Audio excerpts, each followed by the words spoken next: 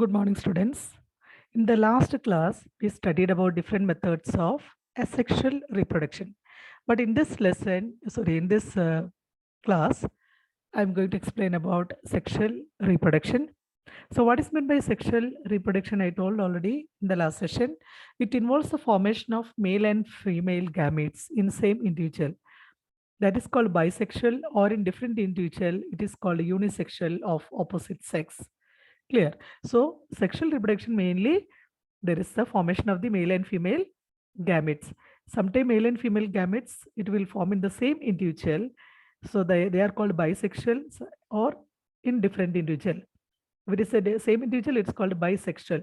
It means both in the same individual. So bi means two, bisexual. Or sometimes it will form in different individuals, so it is called unisexual of opposite sex.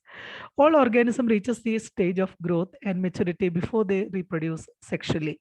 So all the animals, human and also the plant, it will grow and they reaches the stage of growth and maturity before they reproduce.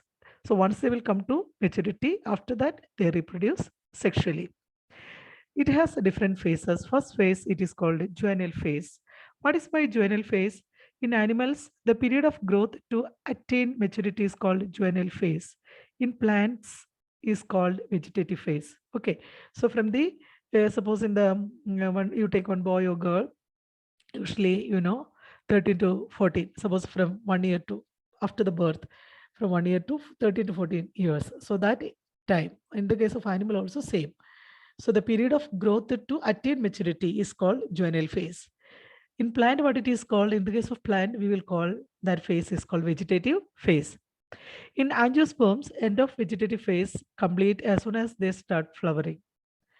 In the case of angiosperms, the end of vegetative phase, it completes as soon as they start flowering. Second one is senescent phase. What is meant by senescent phase? The end of reproductive phase is called senescent phase or old age. The end of reproductive phase, that is called senescent phase or old age. After this, individual dies up. Okay. So one is juvenile phase. Second one is senescent phase. The end of reproductive phase is called senescent phase or old age. After this, individual dies up. Then flowering in plants. In annual biennial plants, flowering is some plants, it will grow only 1 year. Sometimes it will be 2 years. Their lifespan is different. So in annual and biennial plants, flowering is once or twice in a year. In these plants, vegetative reproduction and senescent phase are clearly identified. So this annual means the plant it grows 1 year. Biennial means 2 years it will grow. After that is die. It will die. So flowering is how many times it will flower during this time? Flowering is once or twice in a year. One time or two times. In these flowers, vegetative reproduction and senescent phase are clearly identified. Example rice, wheat, marigold, etc. In some plants, flowering occurs several times in particular season. So, but in some other plant, what is happening? Flowering it occurs many times, several times in particular season. In some plants, flowering occurs only once in a lifetime. Sometimes only once in a lifetime, only one time they will flower. Okay, flowering will happen. After that, plants dies up. So there are different types. So here, some cases, annual and biennial plants, there are 1 or 2 times they will do. Flowering will happen during their lifespan. But in some plants, many times, several times, the plant will do flowering during particular seasons. But in some plant, flowering occurs only once in a lifetime. After that, plants dies up. Example, bamboo flowering after 50 to 100 years. See, bamboo plant. Bamboo flowering after 50 to 100 years. Same like another one. See here, this is called Kurinji. Strobilanthes kundiana flowers once in 12 years. How they will do flowering? They will do flowering only once in 12 years. It's called Kurinji or Strobilanthes kundiana. It flowers once in 12 years. Then reproductive cycles in animals. Reproduction in animals is seasonal. Birds' legs only in specific season. The placental animals humans, all comes under placental animal. Placental animals exhibits reproductive cycle that leads to change in ovaries and hormones level. So during the time of pregnancy, what is happening? There are changes will take place in ovary and also hormones level.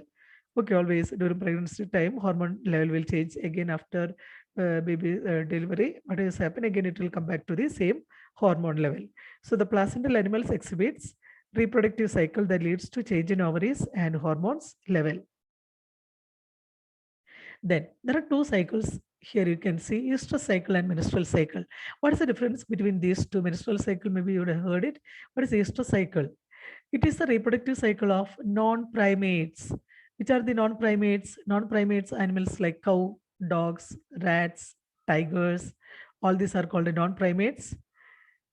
Their reproductive cycle is called estrous cycle. Okay, it is the reproductive cycle of non-primates, animals like cow, dog, rat, tigers, etc. These animals are reproductively active only in specific season. Hence, these are called seasonal breeders. So these type of animals, they are reproductively active only in some season, specific season. So we can call them one more name. They are known as seasonal breeders. Only in season they will reproduce. Reproduction will take place. So they are known as seasonal breeders. Menstrual cycle means it is a reproductive cycle of primates like monkeys, apes, and human. These are reproductively active throughout their reproductive phase. Hence, these are called continuous breeders. So other one is called seasonal breeders because they will reproductively active only in specific season. But here, throughout the reproductive phase, they are active. So they are known as continuous breeders. Okay, so what is menstrual cycle?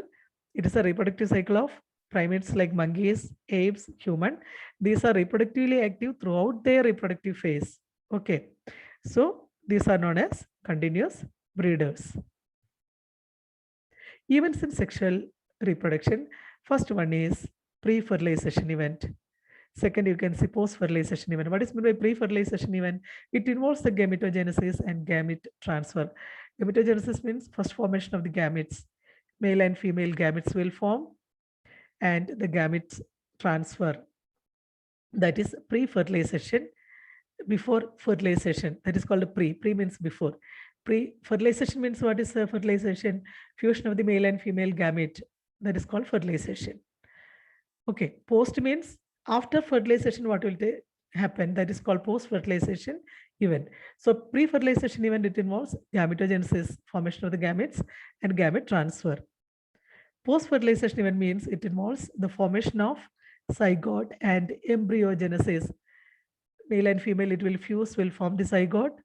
That is post-fertilization event. Male and female gametes will fuse. After fusion, zygote will form and it grows as embryo. That is called embryogenesis. What is meant by gametogenesis? It is a process of formation of male and female gametes. That is called gametogenesis. Gametogenesis means formation of male and female haploid gametes. They are haploid, single, haploid in nature. Haploid means one, diploid means two, double. So male and female always haploid in nature. Their formation of male and female haploid gametes called gametogenesis.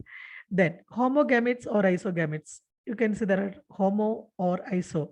What is the difference? These morphologically similar male and female gametes, they are called homo. Homo means same.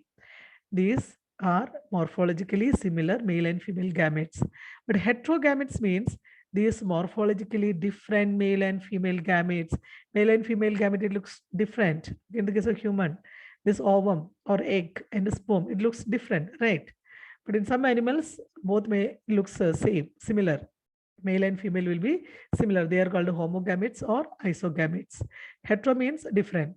Here, these morphologically different male and female gametes. Androzoid or sperm. Sperm, it is the male gamete. Egg or ovum, that is the female gametes. It looks different. Okay. Egg or ovum, that is female gamete. Androzoid or sperm. Sperm, it is also another name, androzoid. Egg, it is also called ovum. Okay. So egg or ovum, that is female gamete. Sperm or androzoid, that is male gamete. Yeah. Here, the chromosome numbers in myocytes. Diploid. Diploid means 2n. Haploid means n, diploid 2n. And gametes. Gametes always, I told it's haploid in nature. Haploid, that is n. of some organisms, fill in the blank spaces. Look at this, human beings, chromosome number 2n. 2n means it's a diploid, n means a haploid, okay, gamete number. It's a 23 pairs actually, so it is a 46. What is the chromosome number in gamete? 23, half. Housefly 12, so here it will be 6. Rat 21, so here it will be double, 42. Dog 78, so here it will be 39, right? Like that here. Fruit fly 8, so chromosome number in gamete 4. Here same like here 630 means here it will be double. Here 34 apple 17. 17 will be a chromosome number in gamete. Here 12. So here it will be 24. 24 chromosome number. Always it will be half here. Understood? Chromosome number in gamete will be half 12. Here 20. So here 10. Same like 24 here means here 48. 48 chromosome number in myocyte, but here 24 in gamete. 380. 380 means here it will be half. Clear? These are few examples. It's given in your textbook. Sexuality in organisms. Homothallic or monoecious. It is a bisexual condition in fungi and plant. Bisexual means we told both in the same individual. That is called bisexual, male and female, both in the same. That is called bisexual. So homothallic or monoecious means it is a bisexual condition in fungi and plant. In this, both male and female reproductive structures are present in single individual. We told before, male and female both present in the same individual. Okay, they are called homothallic or monoecious. Heterothallic or dioecious means they are unisexual. Unisexual before I told, male and female it is separate. That is called unisexual. Male and female we can see in a separate individual. So heterothallic or dioecious. Dioecious means it is a unisexual condition in plants. In this, male and female reproductive parts are found in different flower. Understood? So monoecious means they are bisexual. Bisexual means both. They are called monoecious. Single, di means two. Monoecious means they are bisexual condition. It means both male and female reproductive structures present in single individual. Excuse me. Heterothallic and dioecious. Dioecious means they are unisexual in nature. Unisexual means I told male and female it's a separate. Okay. So it is a unisexual condition in plants. In this, male and female reproductive parts are found in different flower. Clear? Then male flower, staminate bears only stamens. Female flower, pistillate bears only pistil. Okay, so male flower, male part of the flower that is called stamens, and female part it is called pistil or carpel. It is also known as carpel. Okay. Example for monoecious plant, cucurbita. Look at the figure. But for dioecious, it means male and female plant, it will be different.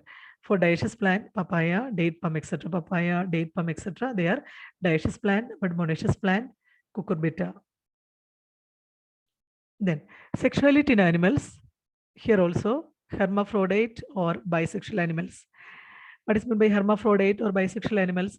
Animals having both male and female reproductive organs. They are called bisexual animals or hermaphrodites. Okay. The same animal having both male and female reproductive organs. Animals having, you studied in last year in class 11, animals having both male and female reproductive organs. Examples, tapeworm, earthworm, sponges, leech, etc. They are known as hermaphrodite or bisexual animals. Then unisexual, see, look at the figure. Unisexual animals, animals having only male or female reproductive organ. So here you can see the male and female. Okay.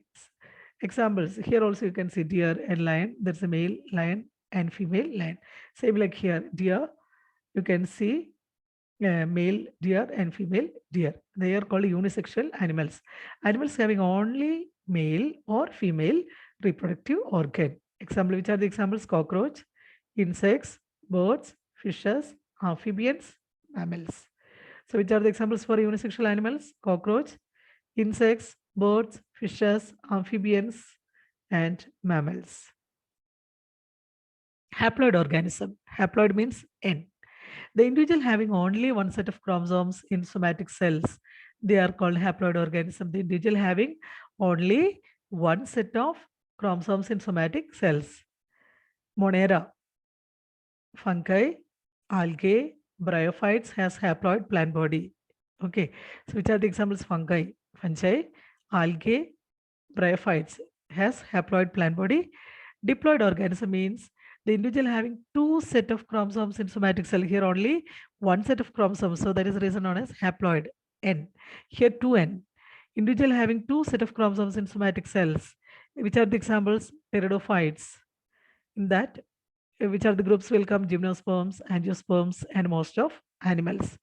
Gymnosperms, angiosperms, and most of the animals, they are diploid organism because individual having two sets of chromosomes in somatic cell. In diploid organisms, the gamete forms by meiosis. In diploid organism, in animals, how the gamete will form? Gametes, we told gametes usually they are haploid in nature, N. How it forms? It forms by meiotic division or meiosis. At the end of meiosis, haploid gametes forms. Okay.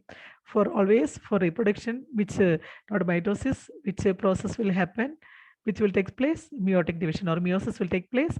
At the end of the meiosis, what will form? Haploid gametes will form. The gametes, they are haploid in nature, N, single N. Okay, haploid gametes forms. Then transfer of gametes. In majority of organisms, male gametes are motile in nature. Motile, in the case of sperm, you know they can move. Motile, they can move. Female gametes are non-motile, they cannot move. In few fungus and algae, both male and female gametes are motile. But in some cases, in the case of fungus, in few fungus, what we can see in fungus and algae, both male and female gametes are motile. Okay. In human, you know, the egg or ovum, it's a non-motile, but the sperm, it is motile in nature. It can move. So in some fungus and algae, both male and female gametes are motile. Both can move. In algae, bryophytes and pteridophytes, male gametes moves in water to reach female gamete. So other examples in algae or in bryophytes or pteridophytes, male gametes move in water to reach female gamete. The large number of male gamete are first or fails to reach female gamete. To compensate this loss, male gametes are produced several thousands times to female gamete. So what is happening always? Female gamete will be less number, but male gametes more number. Why it is more number? The larger number of male gametes are fails to reach female gamete. In the case of frog, you know, frog it will go to water for laying eggs. You can see there is a millions of eggs it will lay because many it will destroy. Many eggs it is eaten by the aquatic animals also. Clear.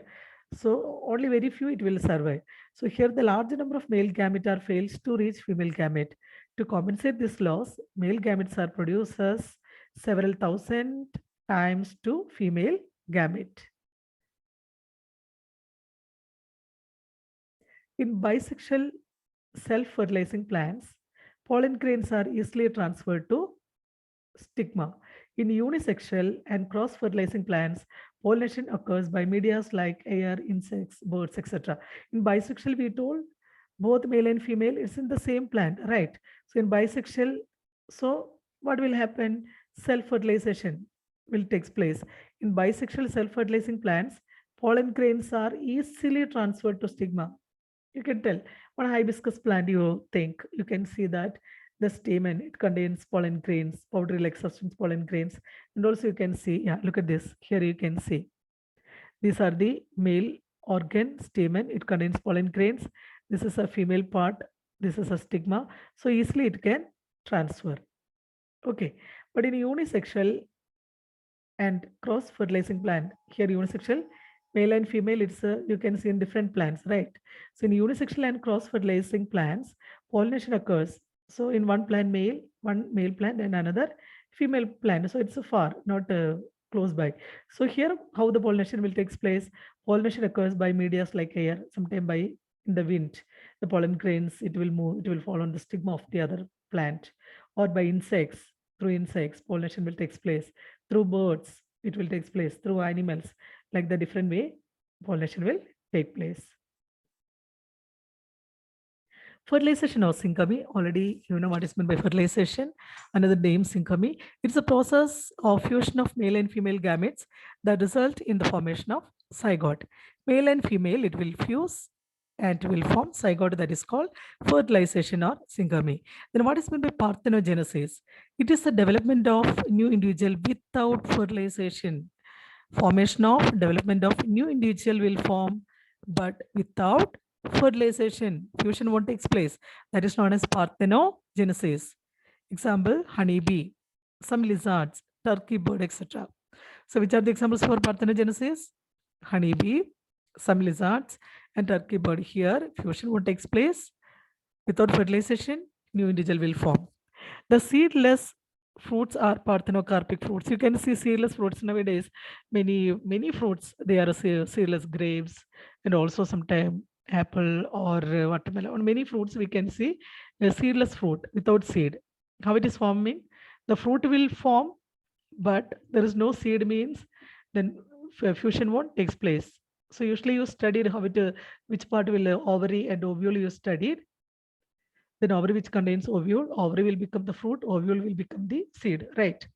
Ovary will grow as fruit and ovule grows as a seed. So here the fertilization won't takes place.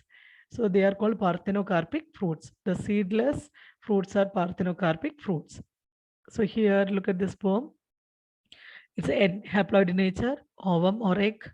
There's also an haploid, and zygote will form. Zygote it is 2n, n plus n, 2n.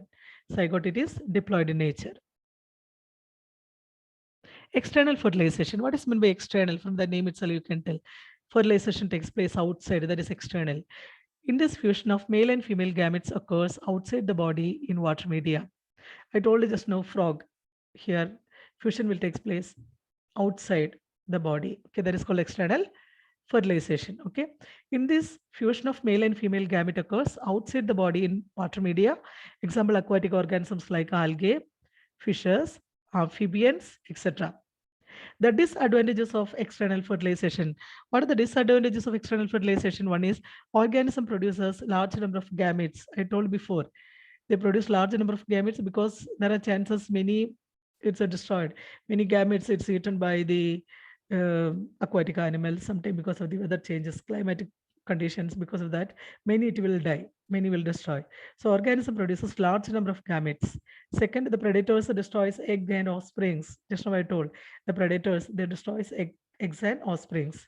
The survivality rate of offspring to adult is very less. Survival rate of offspring is very less. These are the disadvantages. Internal fertilization. What is meant by internal? Internal means inside. In this fusion of male and female gamete occurs inside the female body.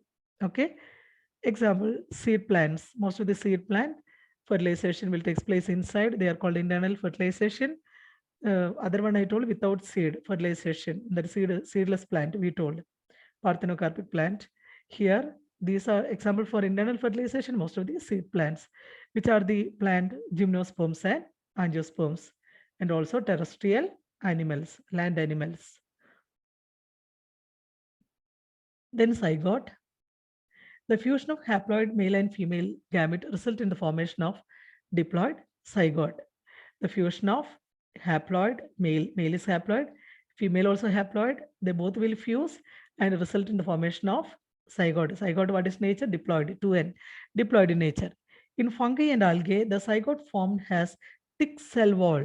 In the case of fungi and algae, the zygote will form, it has thick cell wall. Okay, in the plant, you can see the cell wall. There is a main difference between plant and animal cell. Animal cell, it has cell membrane. Plant cell, next to the cell membrane, what you can see the cell wall. Clear. Same like in fungi and algae, the zygote form has thick cell wall. It helps to resist the unfavorable condition. Then, excuse me, in haplodic, there are different types: haplodic, diplodic, haplodiplodic. 3 types are there. In haplodic, which are the example for haplodic? Algae like Volvex, Spirogyra, Chlamydomonas. These are the example for haplodic. Which are the examples? Algae. Which are the example for algae? Volvex, Spirogyra, Chlamydomonas. Zygote divides by meiosis to form haploid spores. Here zygote, you know what is meant by zygote? Male and female fuse to form zygote.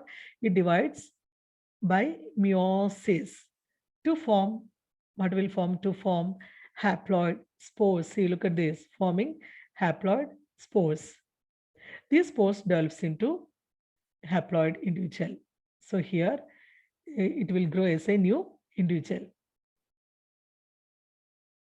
In diplodonic plant, which are the example for diplodonic plant? Gymnosperms and angiosperms. Zygote undergoes mitosis, mitotic division, mitosis. There it was meiosis. Here mitotic division, mitosis 2 develops into diploid dominant sporophyte. Clear? So zygote undergoes mitotic division and develops into, there it was haploid. Whatever is producing, it was haploid, but here it is diploid dominant sporophytes. They are diploid in nature 2n. Diploid dominant sporophytes will form. In haplodiplondic, which are the example for haplodiplondic?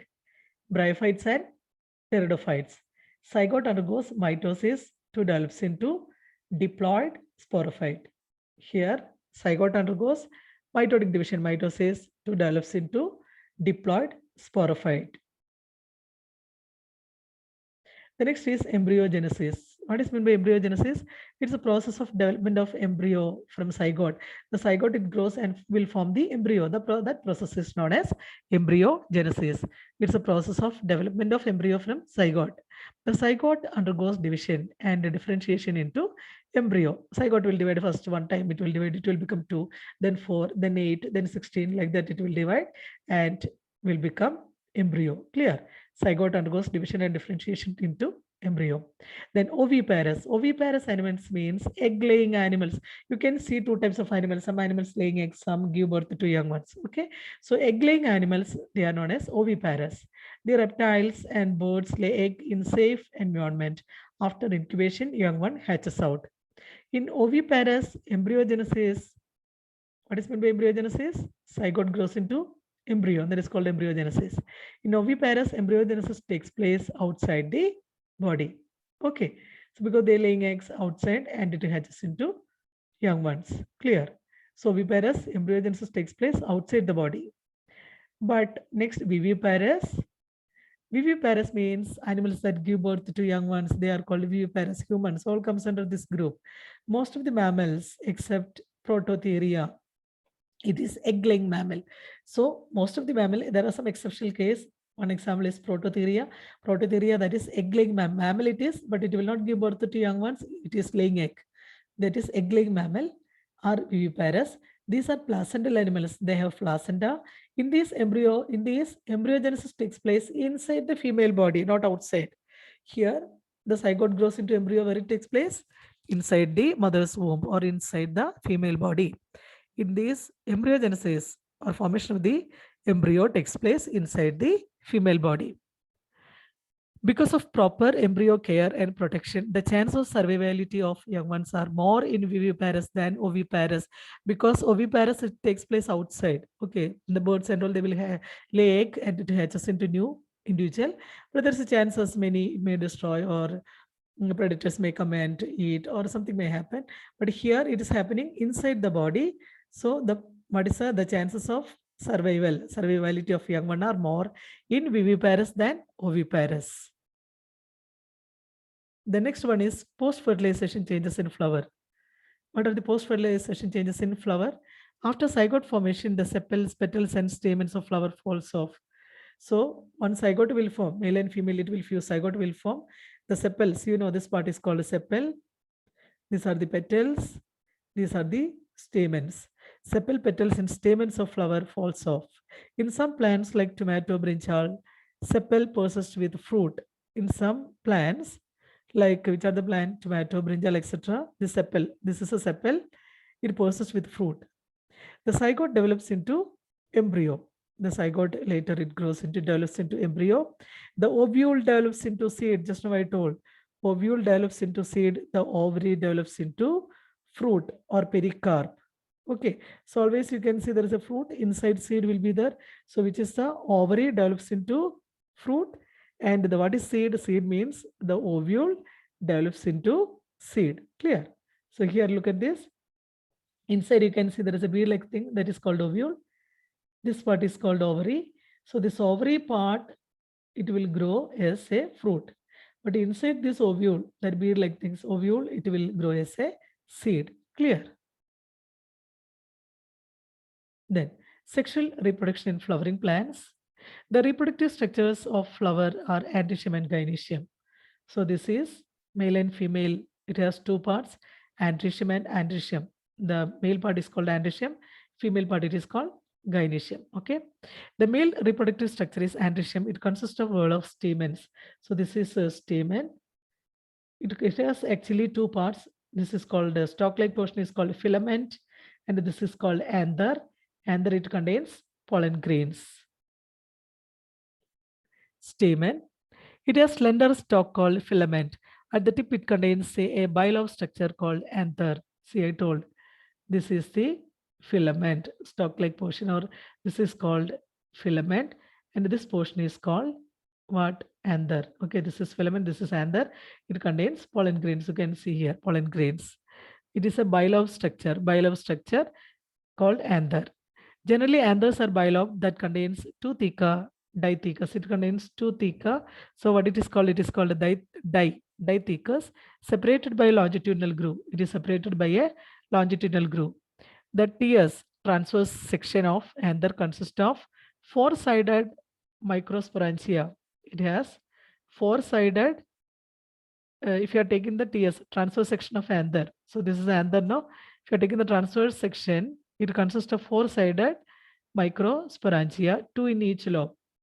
Okay, so this is one lobe, this is another lobe. Here two, here two. You can see here microsporangia, two in each lobe.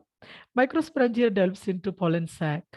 These microsporangia develops into what? It develops into pollen sac. Inside this pollen grains are present. So this microsporangia, it develops into pollen sac. What pollen sac contains? It contains pollen grains. Yeah, this is a structure. You can see here this anther. These are the pollen sacs. It contains pollen grains. These are the pollen grains. This is called a line of dehiscence. This is filament or stalk-like portion. That is called filament. This portion is called anther. It contains four microsporangia. This microsporangia it grows as a pollen sac. This pollen sac, it contains pollen grains. Okay, these are the pollen grains. This line is called a line of dehiscence. Structure of microsporangia. We will continue in the next session. Thank you, students.